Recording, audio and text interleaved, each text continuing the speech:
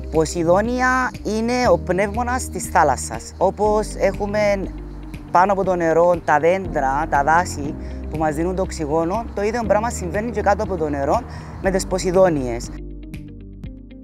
Ονομάζομαι Σωτηρούλα Τσιρπονούρη, ασχολούμαι με τις υποβρύχιες καταδύσεις από το 1985.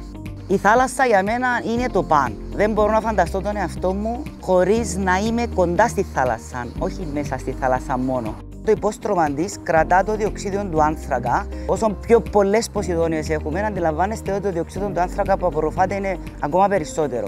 Με την βιομηχανοποίηση, δηλαδή τα λιμάνια, τις σκαφές, όλα αυτά που γίνονται στη θάλασσα, η Ποσειδόνια μειώνεται.